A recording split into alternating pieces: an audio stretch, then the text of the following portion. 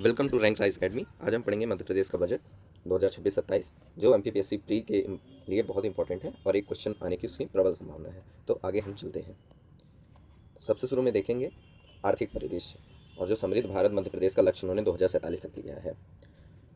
तो अगर भारत के उस पर देखें तो भारत जो विश्व की है वो चौथी बड़ी अर्थव्यवस्था के रूप में है और उसकी विकास दर 7.4 जो IMF ने निर्धारित की है। अब आते हैं हम मध्य प्रदेश को। तो 2047 तक मध्य प्रदेश को क्या क्या करना है, तो उसको 2 ट्रिलियन अकेडमी मतलब 250 लाख करोड़ तक उसकी GDP पहुंचाना है। और 2029 तक लक्ष्य पूछे तो कितना पहुंचाना है, तो 2029 तक 27.2 लाख, ये इसका लक्ष्य है। और प्रति व्यक्ति आय 2047 तक 22.35 लाख रुपए 2047 तक पहुंचाना है। और अगर प्रति व्यक्ति आय PCI अभी वर्तमान की पूछे 25-26 की कितनी है, तो आप प्रचलित पे कितनी है और स्थिर पे कितनी है। प्रचलित पे है 1,69,050 और प्रचलित में है 76,971। तो ये आप ध्यान रखिएगा। अब हम देखते हैं वर्तमान में GSDP की वृद्धि जो पिछले साल से इस साल कितनी बढ़ी है, तो ये है 10.69%। चलिए आगे चलते हैं। अब देख लेते हैं बजट का आकार और राजकोषीय अनुशासन। तो अब यही है कि इस साल पिछले साल के बजट में 11% की वृद्धि हुई है, बहुत ही इंपॉर्टेंट है, आप इसको ध्यान रखिएगा। इस बार कुल विनियोग कितना है, 4,38,317 करोड़। कुल व्यय है 3,88,925 करोड़ रुपए। इसमें राजस्व व्यय 3,08 लाख करोड़ रुपए है। राजस्व प्राप्ति है 3,08,703 करोड़ रुपए। इसके साथ FRBM 3% कंप्लेंट मतलब इसमें जो राजकोषीय घाटा नियंत्रण है उसकी GSDP की 3% की निर्धारित सीमा के भीतर ही है, जो उनका ऋण है वो। अब हम इसके बारे में थोड़ा सा देख लेते हैं। तो ये है FRBM मतलब राजकोषीय उत्तरदायित्व बजट प्रबंधन है। इसका अधिनियम आया है 2003 में और ये लागू हुआ है 2004 में।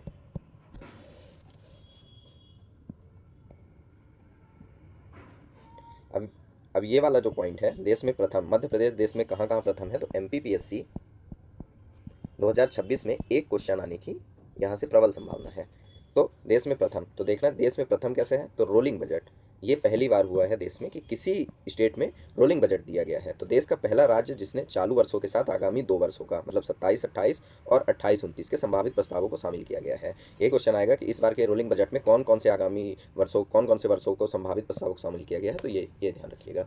और बहिर्गामी गरीबी सूचकांक 12 संकेतकों पे पहली बार बजट प्रक्रिया में संस्थागत रूप दिया गया। जीरो बेस्ड बजट मतलब जो पुरानी योजनाएं हैं उनको नए सिरे से प्रशिक्षण करना, सबको शून्य मान के नए सिरे से प्रशिक्षण करना, ये है।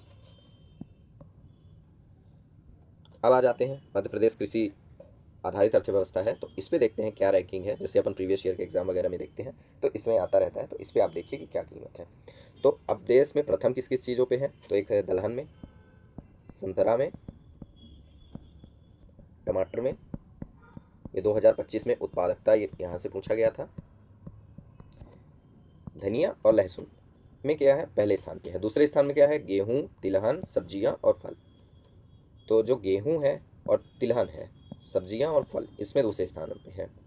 और भंडारण क्षमता 4.3 लाख मीट्रिक टन क्षमता के साथ देश में प्रथम स्थान है। और सोया स्टेट है क्योंकि देश का कुल 35% सोया अकेले मध्य प्रदेश द्वारा उत्पादित किया जाता है। और यह विशेष घोषणा की गई है, वर्ष 2026 को किसान कल्याण वर्ष के रूप में घोषित किया गया है। 2025 को किस वर्ष पे घोषित किया गया था, आप कमेंट सेक्शन पे बताइए। अब किसान कल्याण और वित्तीय सहायता देख लेते हैं। तो PM और CM किसान सम्मान निधि जो 2019 से लागू है, सेंट्रल से हमको 6,000 रुपये और राज्य है 4,000 रुपये की वित्तीय सहायता प्रदान करता है। तो इसके लिए बजट में इस बार 12,000 करोड़ की निश्चित सहायता है और 5,500 करोड़ का इसका बजट है। सोलर पंप जो किसानों को सौर ऊर्जा आधारित सोलर पंप देते हैं, उसके तहत 3,000 करोड़ से 1 लाख सोलर पंप, सिंचाई सोलर पंप का बजट बनाया गया है। अब लिख देखते हैं पशुपालन, मत्स्य और मिल्क कैपिटल का लक्ष्य। तो इस बार दूध की उपलब्धता जो है वो काफ़ी बढ़ गई है। इस बार 707 ग्राम प्रति व्यक्ति दूध उपलब्धता थी। पिछले वर्ष कितनी थी अपनी, तो 641 थी। इस बार 707 ग्राम प्रति व्यक्ति दूध उपलब्ध हो गया, जो राष्ट्रीय औसत 685 से 46% अधिक है। इंपॉर्टेंट है। और इसके तहत क्या है कि मिल्क कैपिटल मध्य प्रदेश को देश की दुग्ध राजधानी बनाने का संकल्प, वर्तमान में क्या है, तीसरा स्थान है, लेकिन इसको दुग्ध राजधानी बनाने का संकल्प लिया गया है। और गौ वंश संरक्षण के लिए क्या किया गया है, अनुदान राशि डेली जो है 20 रुपये से बढ़ा के 40 रुपये कर दी गई है। क्यों, क्योंकि दुग्ध उत्पादन बढ़े और अपना स्टेट जो है मिल्क कैपिटल मिल जाए। ग्रामीण विकास एवं बजट, ग्रामीण विकास बजट में जो मनरेगा है उसके लिए 100 दिन के स्थान पर 125 दिन का रोजगार मिलेगा। और ग्रामीण पंचायत विकास के लिए 40,000 करोड़ रुपए का अनुदान दिया गया है। स्वामित्व योजना के तहत 46 लाख परिवारों को 50,000 करोड़ मूल्य की आबादी का भूमि का मालिकाना हक दिया गया है, मुफ्त रजिस्ट्री। ये स्वामित्व योजना के तहत दी गई थी। अब अपन देखते हैं कि दुग्ध तो देख लिए हैं, तो यहाँ पे अंडा उत्पादन देखते हैं। तो अंडा उत्पादन कितना है, 35 अंडा प्रति वर्ष।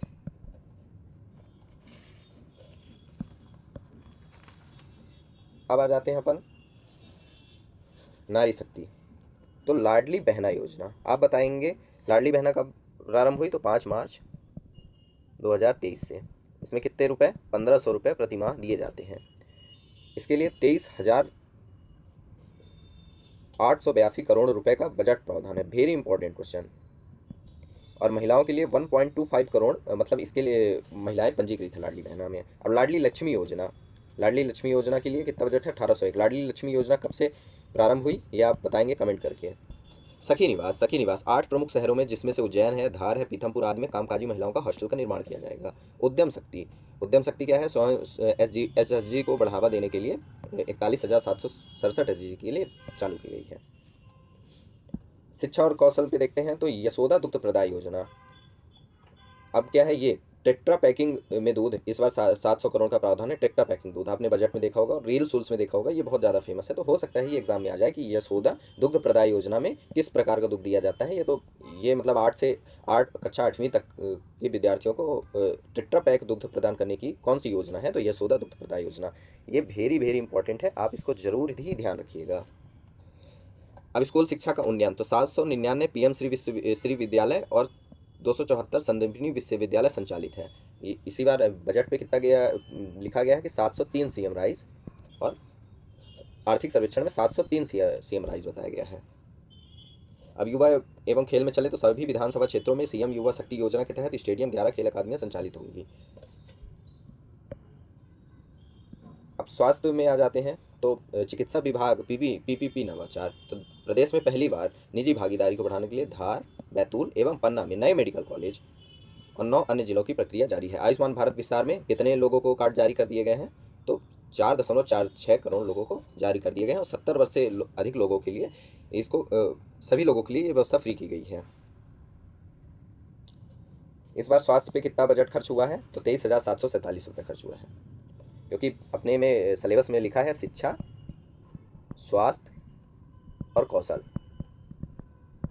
2025 में यहाँ से आ गया था कि शिक्षा पे कितने % बजट का खर्च किया गया है। इस बार स्वास्थ्य पे आ सकता है, तो 23,747 करोड़ रुपये खर्च किए गए हैं, कुल स्वास्थ्य का बजट है।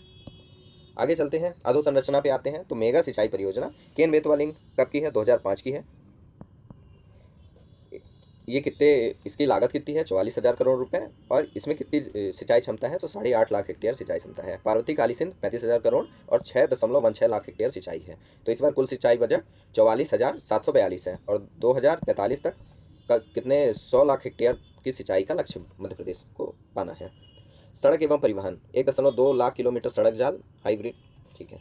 ऊर्जा विस्तार देख लेते हैं, तो इसमें 34,000 रुपये खर्च किए गए हैं, जो 25,514 मेगावाट स्थापित क्षमता है। ये बहुत इंपॉर्टेंट है, ये पेपर में आ सकता है कि वर्तमान में मध्य प्रदेश की कितनी क्षमता, विद्युत क्षमता है, तो ये इतनी है। अमरकंटक और सतपुड़ा में 660 मेगावाट की नई ताप इकाइयाँ हैं। तो ये दोनों आप ताप विद्युत संयंत्र जरूर देखें। जैसे अमरकंटक क्या है, 1965 में बना है, कहाँ है, किसके सहयोग से बना है, ये आप जरूर देखिएगा, क्योंकि इन दोनों से क्वेश्चन बनने की प्रबल संभावना है।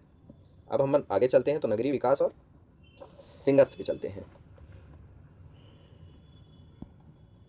अब नगरीय विकास पे चलते हैं, तो मेट्रो पे देखेंगे, तो इंदौर और भोपाल पे मेट्रो चालू की गई है। सिंगस्त की महा तैयारी चल रही है, जिसके लिए 13,000 करोड़ रुपए का मेगा प्रोडक्ट स्वीकृत किया गया है।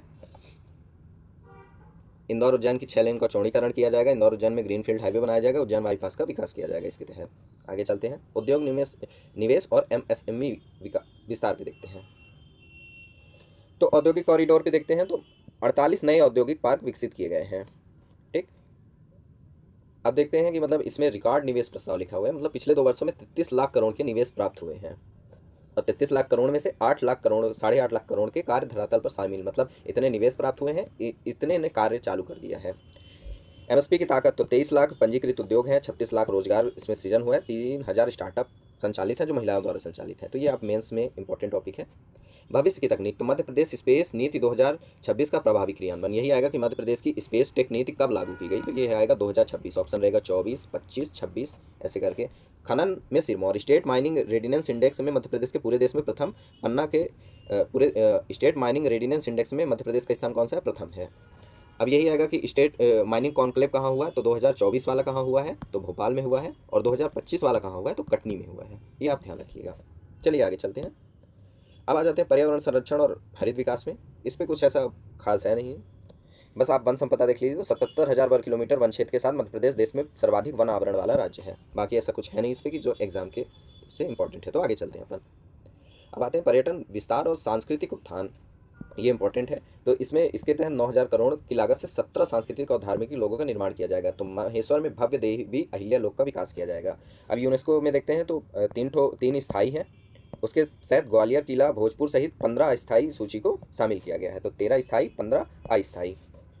पीएम श्री वायुसेना, तो रीवा खजुराहो इंदौर भोपाल आज सीधी के बीच कनेक्टिविटी प्रारंभ की गई है। नवाचार कला एवं जनजाति कला एवं नवाचार, ये देखिएगा आदिवर्ष संग्रहालय कहाँ है, ये क्वेश्चन आएगा इस बार, खजुराहो में है। और 5 घुमंतू समुदायों की विलुप्त होती बोलियों के लिए टॉकिंग डिक्शनरी का निर्माण किया गया है। अब आते हैं अपन सुशासन पे। तो इसमें ऐसा कुछ है नहीं कि जो एग्जाम की उसमें आएगा, इसलिए अपन थोड़ा सा आगे चलते हैं।